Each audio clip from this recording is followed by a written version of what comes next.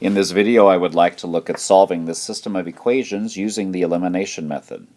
If you look at these two equations, you can tell that I can't solve them using substitution because in order to use substitution, one of the equations has to be of the form x equals something or y equals something, and I don't have that in this case. This is also not as easy as the equations we solved yesterday because if I add these equations together right now, nothing eliminates.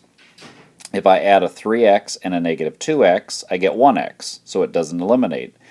If I add a 4y and a 4y, I get 8y, so that doesn't eliminate. So what I need to do is I have to make something eliminate. And I could either eliminate the x's or the y's. It doesn't matter. If I want to eliminate the x's, I see I have a 3 and a negative 2. A common multiple with a 3 and a 2 is a 6, so I would have to make one of them a 6x and the other one a negative 6x.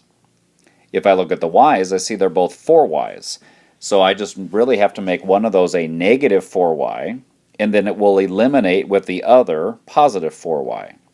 So I think that's going to be the easier way to solve this. So what I'm going to have to do is multiply my bottom equation by negative 1.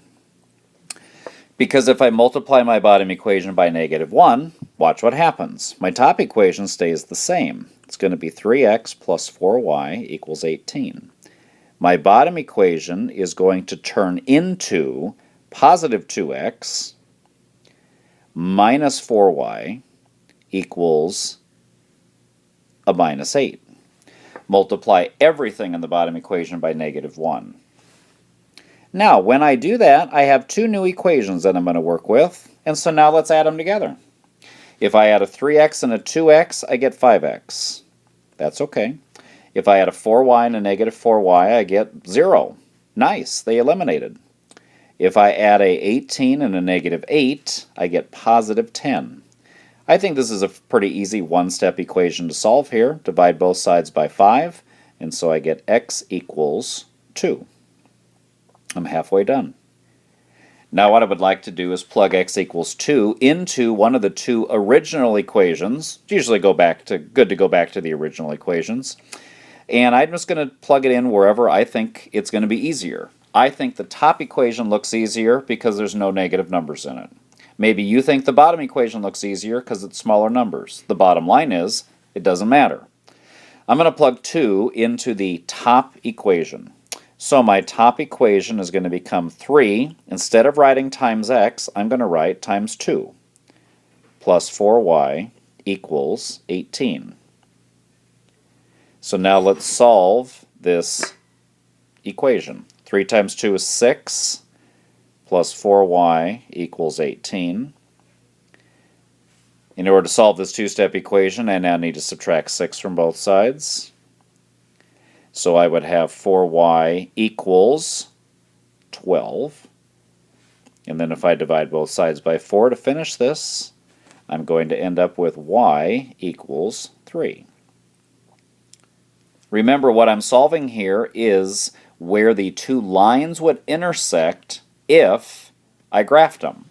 So that's why I think it's nice to write your answer as an ordered pair, and my answer would be the coordinate point 2, 3.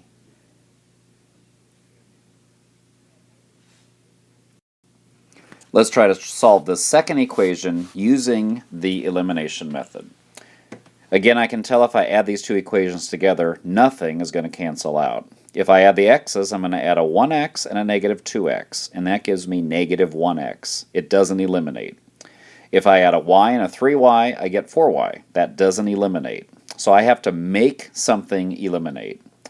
If I want to make the x's eliminate, I have a 1x and a negative 2x.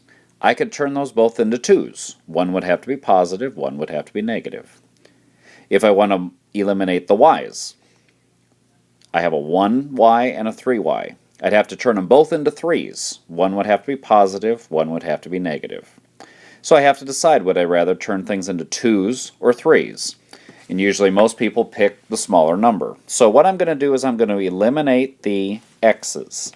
And the way I'm going to eliminate the x's is I'm going to take this top equation and I'm going to take it times positive 2.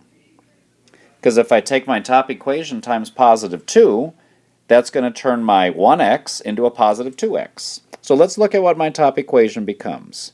It becomes 2x plus 2y equals 10. I multiplied everything by 2. My bottom equation stays negative 2x plus 3y equals negative 5. So now let's add these two equations together. If I add the x's together, they eliminate. Awesome, that's what I wanted to have happen. If I add a 2y and a 3y, I get a positive 5y. Equals, if I add a 10 and a negative 5, I get positive 5. This is an easy one-step equation to solve. Divide both sides by 5, so I get y equals 1. I'm halfway done.